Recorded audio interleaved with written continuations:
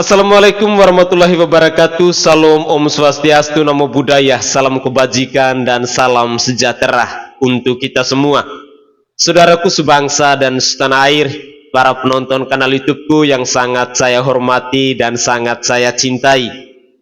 Perkara seorang bapak yang sedang mencari pekerjaan untuk anaknya akhirnya membuat kegaduhan di satu negara Republik Indonesia.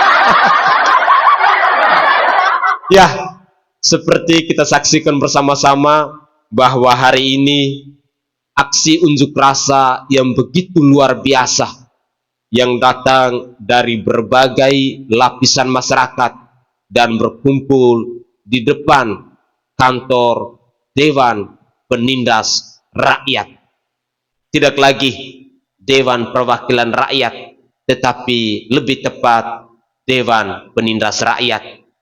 Karena mereka yang kita percaya sebagai wakil rakyat, baru kali ini keputusan Mahkamah Konstitusi dibatal dengan seenak jidat dan semanis udel yang membuat kegaduhan dan kemarahan dari masyarakat Indonesia kepada wakil rakyat yang sudah kita berikan kepercayaan bahwa mereka harus berpihak kepada rakyat. Tetapi nyatanya hari ini ternyata mereka lebih berpihak kepada para penguasa.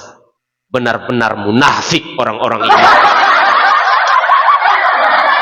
Dalam beberapa menit ke depan ini, saya ingin menemani pemirsa sekalian dengan beberapa cuplikan video terkait dengan komentar-komentar dari netizen yang merasa prihatin dengan kelakuan, dengan keputusan dan dengan kebijakan yang ditunjukkan oleh wakil rakyat kita. Bukannya mereka harus berjuang untuk berpihak kepada rakyat, tetapi mereka malah berjuang untuk berpihak kepada para penguasa.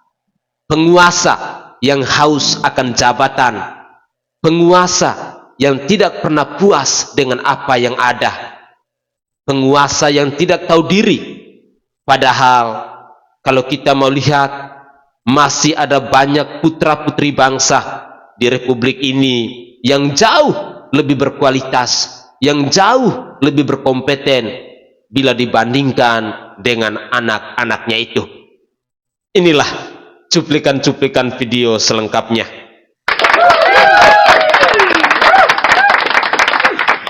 Lagi rame nih perkara bapak lagi nyariin kerja buat anaknya satu negara, repot. Ini mungkin judulnya rakyat versus satu keluarga. Aduh, DPR kocak banget sih lo. Bisa gitu yang ngerubah sesuai keinginan dan pesanan. Begitu tuh kalau udah ada yang dipegang kebusukannya. Jadi nurut aja ya. Aduh, ini tuh bukan soal kalah atau menang pemilu, ini tuh soal apa, Pak? Ya nggak tahu, tanya yang mau tanya saya. Ini yang 58% pada kemana ya? Jangan dikritik, nanti malah ditanya, emang lu udah ngelakuin apa buat negara? Ini yang lain juga pasti bingung nih mau komen apa. Orang partai yang didukung akhirnya gabung. Kalau nanya, kok influencer yang kemarin dukung diem aja? Ya udah kenyang lah, ngapain ribut? Makanya kan kerja, kalau mau ribut bayar lagi. Lu sih lu dulu gara-garanya pakai ngatain pelongo, sekarang udah di akhir powerful banget. Aduh, kalau aja 10 tahun lalu nggak ada yang belusukan masuk gorong-gorong, pasti nggak akan salah.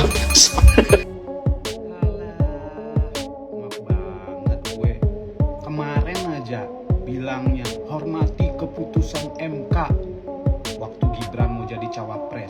MK adalah lembaga tertinggi. Sekarang begini,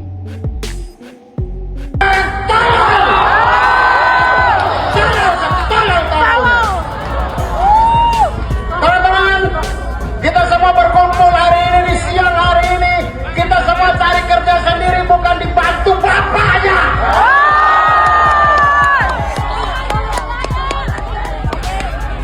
Mohon maaf untuk Bapak Ibu yang hari ini mengalami kemacetan. Bapak Ibu mengalami kemacetan hari ini, tapi kami pastikan bahwa demokrasi tidak akan macet 5 tahun ke depan. Dengan akun kecil gue ini, gue berharap banget bisa FVP ke kalian karena gue nggak pernah ngerasa takut banget sama negara sendiri. Anjir, merinding. Sistemnya loh yang diubah berturut-turut ya. Sistem berubah karena adaptasi dengan perubahan zaman untuk penguatan demokrasi gitu ya. Ini untuk kepentingan penguasa. Anjir, untuk kekuasaan diganti-ganti sistemnya. Kayak lo nih diinjak-injak terang-terangan gitu. Kami bergerak untuk melawan kesombongan penguasa. Kami bergerak untuk mengingatkan penguasa supaya jangan lagi menginjak-injak konstitusi. Karena kelakuan sebagian besar para pemegang kekuasaan hari ini udah nggak bisa ditoleransi sama sekali. Lagi pula, kalau penguasa taat konstitusi, banyak kepastian yang didapat rakyat. 1. Kepastian pilkada yang fair. 2. Kepastian tiap daerah mendapatkan calon terbaiknya. Ketiga, kepastian Prabowo Subianto bakalan dilantik pas tanggal 20 Oktober 2024. Karena kalau penguasanya semena-mena kayak gini, siapa yang bisa menjamin Prabowo akan dilantik sesuai waktunya? Dan siapa yang bisa menjamin gak bakalan ada intrik-intrik lagi? Lagian, kalau misalkan PDI Perjuangan bisa nyalonin, dia kan cuma sendirian. Sedangkan kalian ada gabungan 12 partai. Belum lagi katanya dapat dukungan dari penguasa. Apa yang kalian takutin? Jadi, kenapa nggak ikutin aja putusan MK yang final dan mengikat itu? Ngapain bikin perlawanan terhadap MK?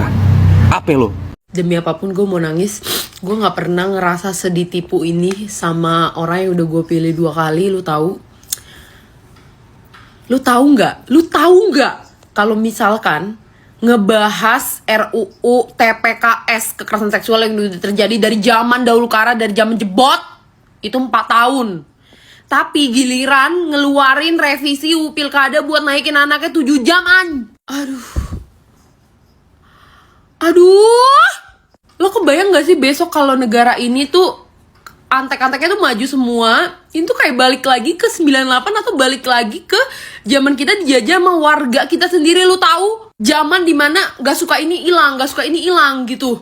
Ini Aduh. Sumpah ini harus dikawal banget sih guys. Gak bisa cuy, sesuka-suka jidat lu bikin aturan tuh gak bisa. Hancur banget nih negara, hancur. Udah paling bener kata si Bima dah. Cabut. Saudaraku sebangsa dan setanah air, kita ketahui bersama-sama bahwa negara Indonesia ini adalah negara hukum. Negara Indonesia ini adalah negara demokrasi. Negara Indonesia ini adalah negara yang berasaskan pada Pancasila.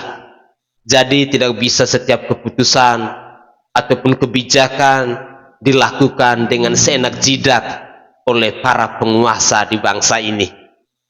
Itu poin pertama. Lalu pada poin yang kedua, mungkin sejak saya lahir, ini baru saya saksikan bahwa perkara seorang bapak yang sedang mencari pekerjaan untuk anaknya membuat kegaduhan di satu negara Republik Indonesia. Jujur, saya merasa prihatin. Saya kadang-kadang melihat bahwa inilah bentuk kerakusan, bentuk manusia yang tidak pernah puas dengan apa yang ada. Ini adalah sifat dasar dari manusia-manusia yang serakah, manusia-manusia yang tidak pernah bersyukur dengan apa yang ada. Dia maunya untuk menggapai lebih dan lebih, dan yang lebih menyakitkan lagi ketika dia harus menghalalkan segala cara demi melanggengkan anak-anaknya. Padahal pemirsa sekalian, kalau kita mau perhatikan, entah itu dari sisi pendidikannya, entah itu dari sisi kualitasnya, kemampuannya dan lain sebagainya, masih ada banyak putra-putri Indonesia yang jauh lebih berkualitas, yang jauh lebih berkompeten, yang jauh lebih berpengalaman. Tetapi kembali lagi, seseorang kalau di dalam dirinya sudah tidak punya rasa malu, seseorang kalau di dalam dirinya sudah tidak tahu diri, maka hal-hal seperti itu tidak lagi dia pikirkan. Yang dia pikirkan hanya kepentingannya dia dan keluarganya dia.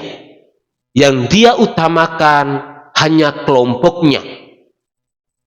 Susah dia akan memikirkan hal-hal seperti ini, bahwa di bangsa ini masih ada banyak orang-orang lain yang jauh lebih berkompeten, yang jauh lebih berkualitas, yang jauh lebih berpengalaman untuk memimpin suatu daerah ataupun suatu negara.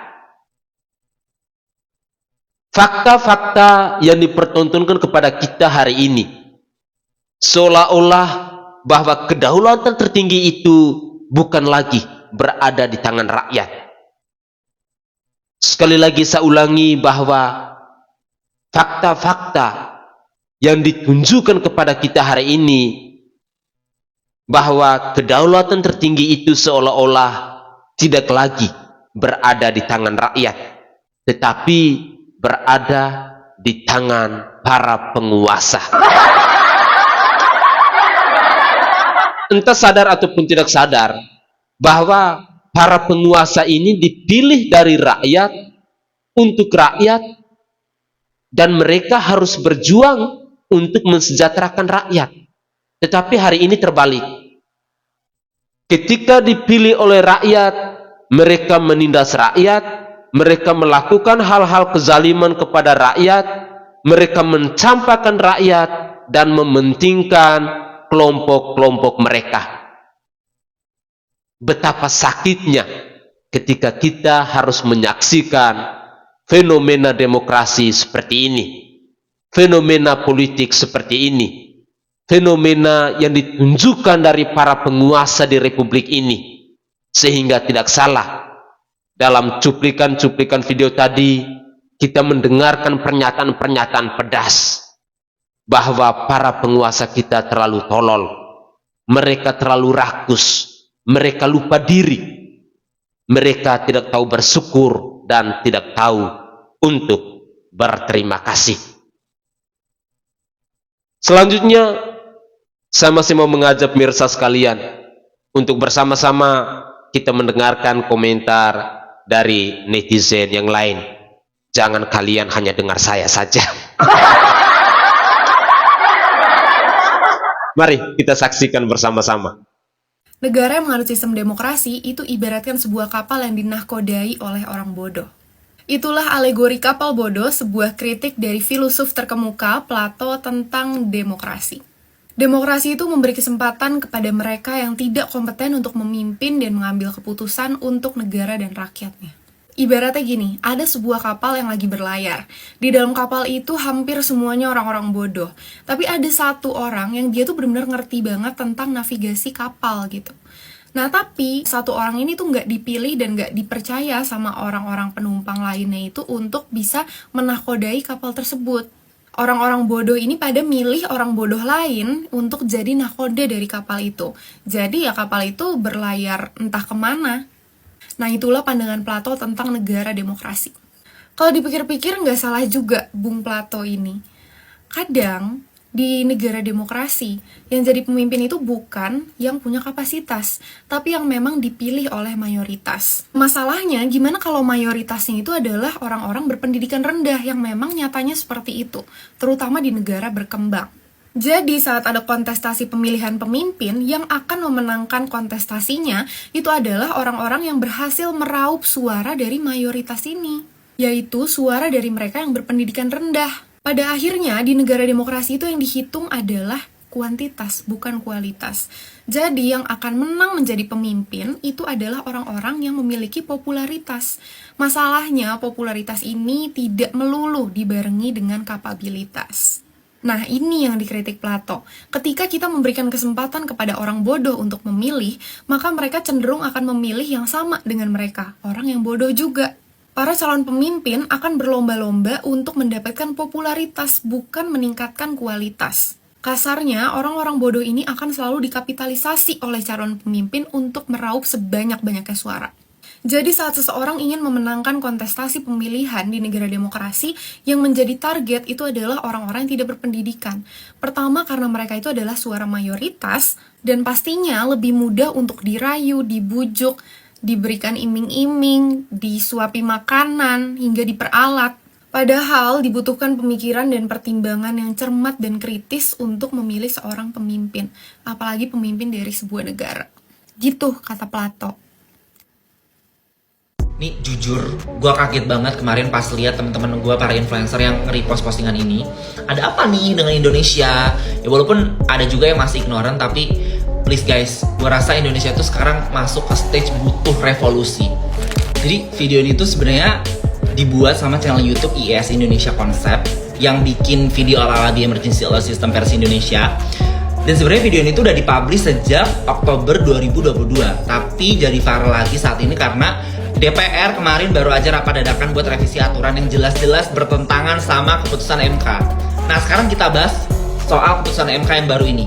MK itu baru aja ngeluarin keputusan kontroversial yang nurunin ambang batas buat calon kepala daerah di Pilkada Jakarta dari 25% suara jadi 7,5%. Jadi keputusan ini tuh bikin partai-partai kecil yang gak punya kursi di DPRD bisa maju sendiri tanpa harus repot koalisi. Dan ini keputusan yang positif loh, karena kan ngasih ruang buat kandidat independen yang lebih qualified buat maju. Tapi yang bikin kesel, MK ini dulu juga pernah nih bikin keputusan yang ngubah syarat umur buat calon presiden, dan anehnya itu langsung diterima karena ya nguntungin anaknya Jokowi, si Gibran gitu kan, buat jadi wakil presiden. Dan giliran sekarang MK memutuskan sebuah kebijakan yang membuka ruang publik dan lebih inklusif lagi, lebih qualified lagi yang bisa memimpin negara kita, DPR protes. Ini emang dasarnya mau nepotisme aja. Dan drama ini belum selesai ya. DPR tuh yang gak terima sama keputusan MK ini, baru-baru ini atau hari ini mereka ngadain rapat lagi buat revisi undang-undang pilkada. Jadi mereka tuh pengen balikin aturan lama yang butuh 20% kursi DPRD atau 25% suara buat nyalonin kandidat. Nah ini tuh langkah mundur yang bikin orang marah, karena jelas-jelas DPR tuh cuma mau ngejaga dominasi koalisi Kim Plus yang udah makin overpower nih sekarang. So, jadi siapa yang bisa kita percaya sekarang? MK kah atau DPR kah? Kayaknya nggak dua-duanya sih, karena mereka tuh ya cuma mainin hukum aja. Dan kita sebagai rakyat cuma bisa nonton kayak orang bego nih. Dan di sisi lain keputusan MK ini juga bikin PDIP punya peluang besar buat nyalonin kandidat mereka sendiri tanpa koalisi ya. Dan mungkin bakal ngusung Anies. PDIP sekarang bisa jalan sendiri, tapi semua ini tetap aja permainan kekuasaan yang nggak ada ujungnya. Lebih parah lagi tuh DPR juga mau balikin syarat umur buat kepala daerah ke aturan lama, yang pasti bakal ngasih jalan juga buat si anak bontotnya Jokowi, si Kang I don't wanna say his name. Ini gue terus terang aja ya, gue tuh udah mulai hilang harapan sama sistem politik di Indonesia. Kalau kayak gini terus, gak heran kalau revolusi itu satu-satunya jalan dan harus demo gitu.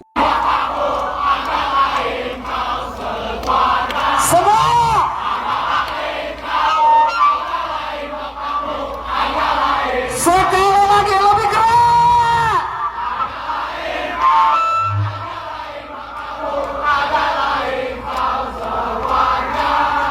Agak lain kau. Terima kasih semua. Assalamualaikum warahmatullahi. Agak lain kau, agak lain bapakmu, agak lain kamu sekeluarga. Ya, itu adalah cuplikan nyanyian yang saya kutip dari para massa yang sedang melakukan aksi unjuk rasa ini. Saya sangat setuju dengan satu pemikiran ataupun yang kita saksikan bersama-sama, narasi yang disampaikan oleh seorang cewek yang berjilbab tadi ya. Memang kita harus akui bahwa circle-nya orang-orang bodoh itu pasti dia akan berkumpul dengan orang-orang bodoh. Circle-nya para pencuri, dia pasti akan berkumpul dengan kelompoknya para pencuri. Circle-nya para mafia pun demikian. Circle-nya orang-orang pintar pasti juga dia akan berkumpul dengan orang-orang pintar. Sangat susah kita menemukan bahwa circle-nya orang-orang bodoh dia akan berkumpul dengan circle-nya orang-orang pintar. Jarang kita temukan itu. Ada sih, tapi hanya sedikit saja. Tetapi ini adalah fakta. Ini adalah fenomena. Sesuatu yang memang benar-benar seringkali kita saksikan dan kita temukan dalam kehidupan bersosial ataupun dalam kehidupan bermasyarakat di mana saja kita berada. Atau contoh lain misalnya, circle-nya para petani, mereka pasti akan berkumpul dengan para petani. Circle-nya para nelayan pun demikian, mereka pasti akan berkumpul dengan para nelayan. Dan masih ada banyak contoh yang pastinya kita semua bisa memahaminya. Yang lebih tolol ketika kita menyaksikan bahwa circle-nya orang-orang yang kita saksikan bersama-sama adalah pribadi-pribadi yang tidak punya etika, adalah pribadi-pribadi yang tidak punya moral, adalah pribadi-pribadi yang tidak tahu diri, yang tidak tahu malu, tetapi mereka masih menemukan orang-orang yang mau bergabung dengan mereka. Dan yang lebih sadisnya lagi ataupun lebih menyakitkan lagi, ketika kita masih menyaksikan ketika circle orang-orang bodoh itu didatangin oleh orang-orang pintar ataupun orang-orang yang mungkin jauh lebih hebat. Bukannya semakin hari dia berkembang untuk menjadi pribadi yang lebih bagus, tetapi ini malah sebaliknya. Ketika dia datang dari circle orang-orang yang pintar, orang-orang yang hebat, orang-orang yang jenius, tetapi malah dia bergabung dengan orang-orang yang bodoh, yang pada akhirnya dia harus diperlakukan seperti orang-orang bodoh itu. Ini adalah fakta. Jadi terkadang kita yang rakyat jelata ini, kita punya niat, kita punya harapan, dan kita punya keinginan bahwa bisa tidak besok misalnya saya pergi bermain di rumah para penguasa, di rumah para pejabat, di rumah para pemimpin. Terkadang impian kita itu tidak pernah tercapai. Entah kita sadar ataupun tidak sadar, tetapi ini adalah fakta yang bisa kita rasakan bersama-sama. Atau misalnya circle dari kita seorang petani mau bergabung dengan circle-nya dari para nelayan, mau sama-sama ingin berlayar, juga sulit. Kenapa? Karena kemampuan ataupun keahlian kita, keterampilan yang kita miliki dari seorang petani itu tidak sama dengan mereka yang adalah seorang nelayan. Mereka sangat mahir, mereka sangat pandai dalam mengarungi samudra. Sementara kita yang adalah seorang petani, kita hanya mahir, kita hanya pandai dalam dunia pertanian. Dengan demikian, cuplikan-cuplikan video tadi mau mengajarkan kepada kita sebenarnya bahwa mari dimanapun kita berada, kita harus mampu untuk mengintrospeksi diri kita. Apalagi kita yang misalnya sebagai seorang kepala keluarga, kita harus mampu untuk mengayomi keluarga kita. Kita harus mampu untuk melihat kemampuan dari anak-anak kita.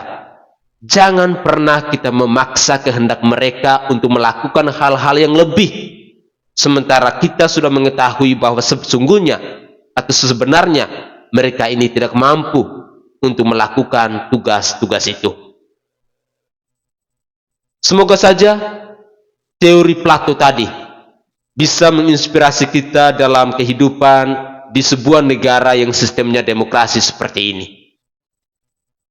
Mari, masih ada satu cuplikan video, dan ini butuh waktu 8 menit, karena video ini ada satu penjelasan yang menurut saya cukup menarik juga, dan saya ingin sajikan ke hadapan pemirsa sekalian. Semoga saja pemirsa sekalian tetap standby untuk menyaksikan cuplikan video ini. Jangan sampai meninggalkan cuplikan video ini. Mari kita saksikan bersama-sama. 2 hari yang lalu, Mahkamah Konstitusi bikin keputusan yang ngagetin semua orang. Yang pertama, di putusannya itu mereka nurunin ambang batas atau syarat kalau partai politik pengen majuin kandidat mereka ke pilkada. Nah, pilkada ini artinya mereka mengusung calon gubernur, wali kota, pokoknya kepala daerah gitu ya.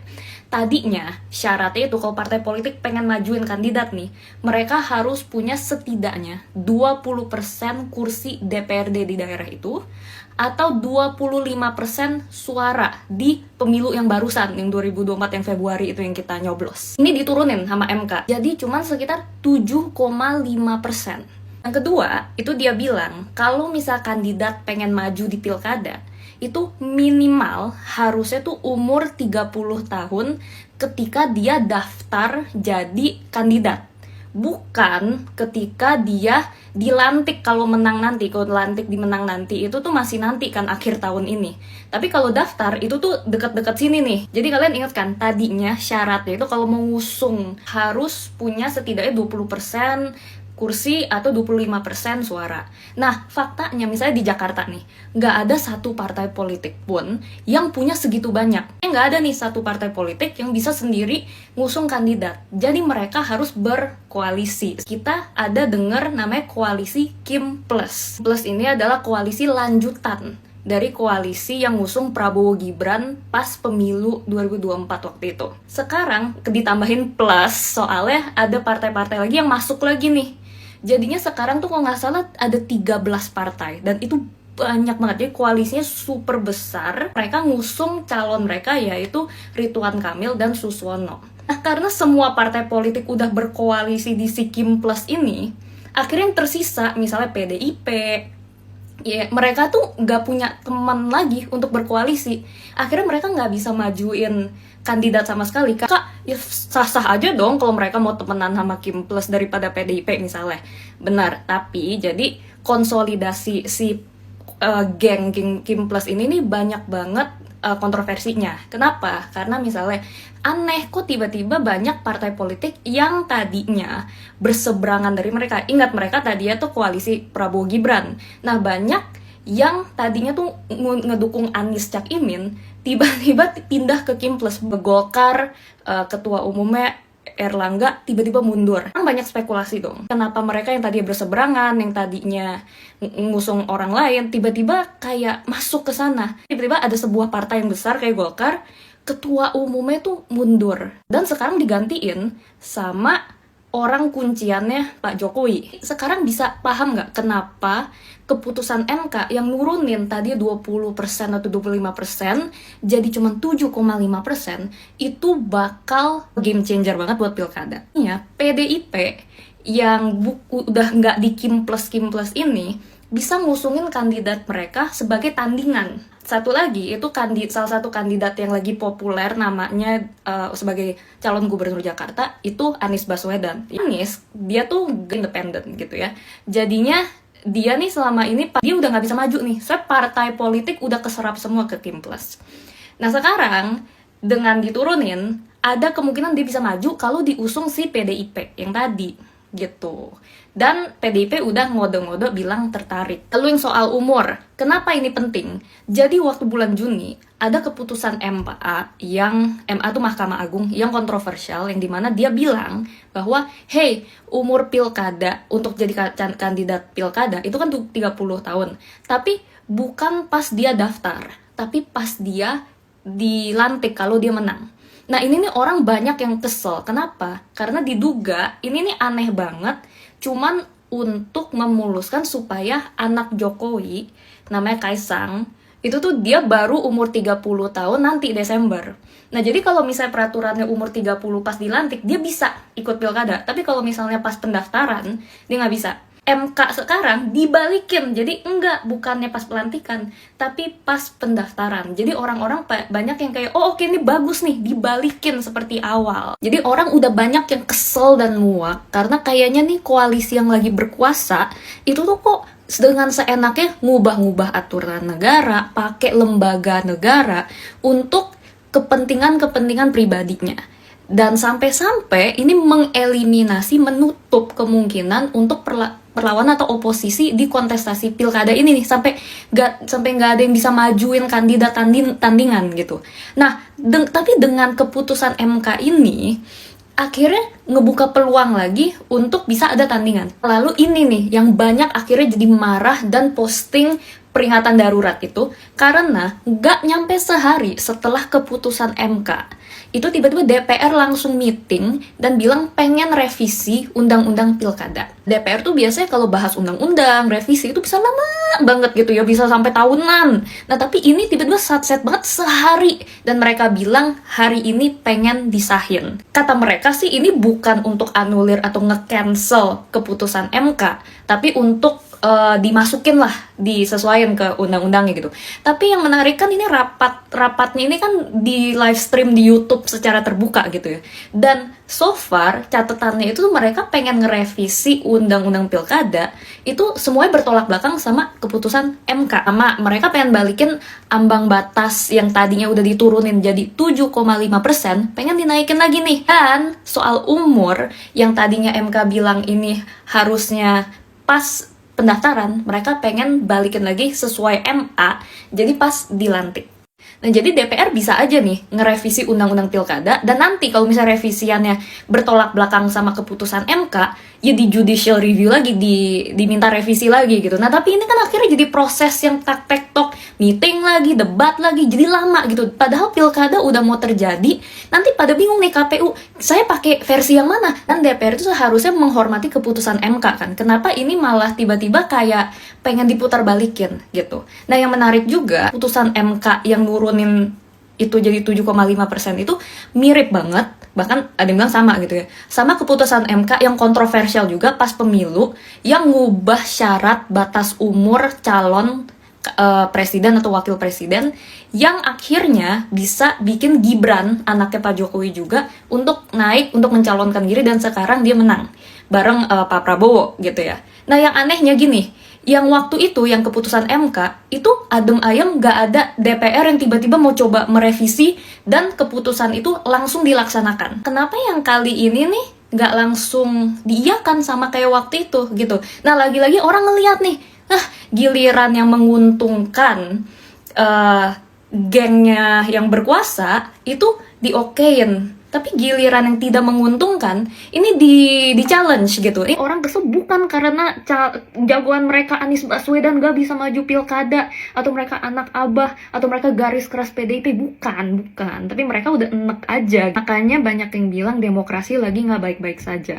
Jadi banyak yang kesel karena mereka mau membela demokrasi dan mereka khawatir soal keadaan negara ini. Di negara yang sehat itu harusnya aturan hukum itu tuh memperlakukan semua orang dengan adil. Dan kalau misalnya mau mengganti pun, itu tuh untuk kepentingan bersama, dan ada due prosesnya yang jelas, dan alasan-alasan yang jelas juga.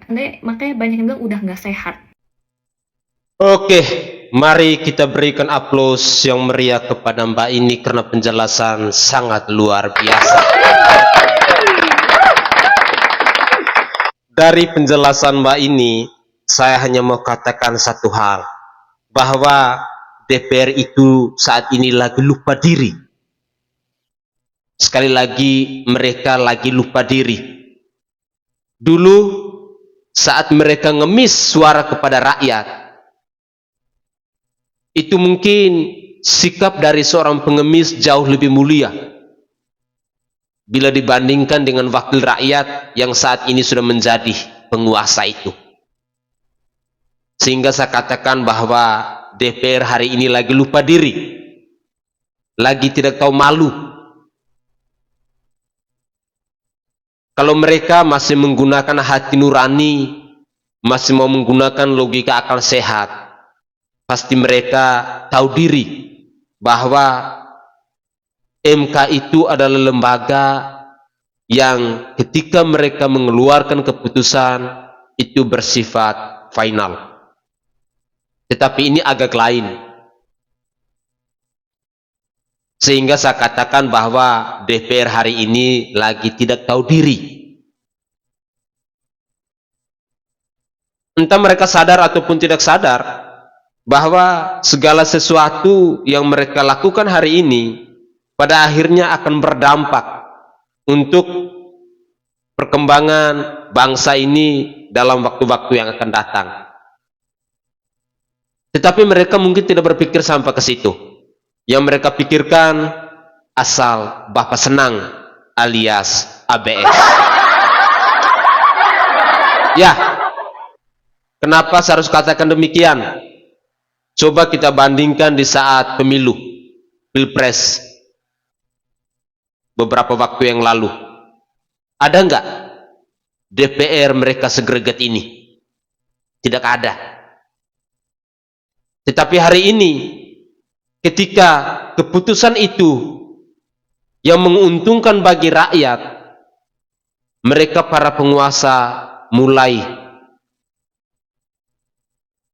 muncul rasa sentimen, muncul rasa tidak puas. Padahal mereka itu dibayar oleh rakyat, digaji oleh rakyat. Kalau Anda adalah wakil rakyat yang punya perasaan, yang masih punya hati nurani, yang masih punya rasa tahu malu, Anda semestinya dengar suara rakyat. Keputusan ini menyenangkan hati rakyat atau menyusahkan rakyat? Karena Anda semestinya harus berpihak kepada rakyat. Bukan Anda malah menjadi pengecut. Anda malah menjadi penindas rakyat. Ya tidak heran bila pada akhirnya dalam aksi unjuk rasa tadi kita mendengarkan bersama-sama bahasa-bahasa yang sangat pedas, yang merupakan ungkapan kemarahan dan rasa muak yang mendalam, yang harus ditujukan kepada kalian-kalian yang katanya wakil rakyat, tetapi hari ini ditunjukkan sebagai wakil dari para penguasa. Jujur, ini adalah pil pahit yang harus kami rakyat lawan, yang harus kami rakyat perjuangkan, dan kami tidak akan pernah berhenti untuk terus mengawal persoalan ini.